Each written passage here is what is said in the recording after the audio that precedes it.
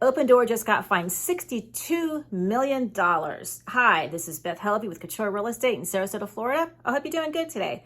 So whether or not you know what Opendoor is, they're an iBuyer, and a few of them popped up, but iBuyer tends to be one of the ones you see mostly in the news. And they will buy your house outright. You don't have to go to MLS. You don't have to go to any other platform and sell your house. You don't have people coming to your house, that sort of thing. It's not on the open market. It's a private sale. Some people like that because maybe they had to leave right away and didn't want to risk how much time it would take to sell the house. Maybe they couldn't clean up. Maybe there's repairs that need to be done. Maybe they have kids or dogs or something like that, and it's too hard to get them out of the house, or they've got a person living in the home who's ill and they don't want people walking through. There's a lot of reasons why people consider this. But the reason for the $62 million fine is because the Federal Trade Commission found that they were deceiving their sellers. They were making baseless claims to their sellers, telling them that they would make more money than if they put it on the open market. And then, of course, the sellers found out that that was not true.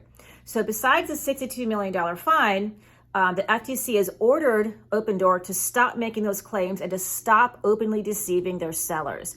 Whether or not they do this, who knows? They may get fined again. So one of the things that they're going to tell you is, of course, they're going to pit you against realtors by saying that you don't want to go with this realtor because realtors charge this amount in commission and you want to save that kind of money. Here's how these iBuyers and Opendoor works.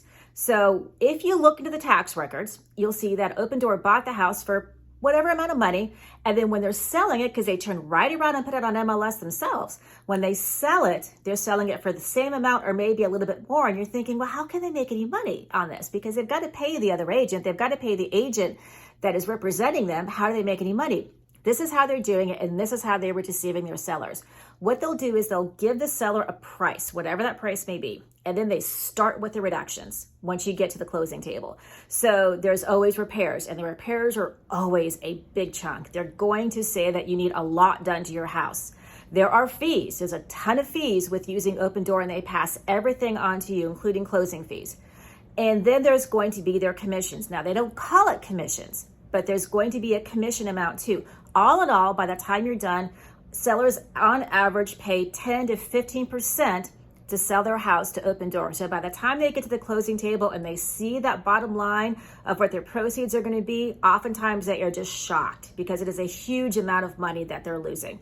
So if you want to consider that, I urge you to just do your homework and be very, very careful. Make sure you read all the paperwork very carefully. And make sure you know what all those fees are up front, and make sure you get all that stuff in writing, because quite frankly, it's not the best deal for a lot of people. You're still better off putting your home on the open market and letting buyers compete for your house.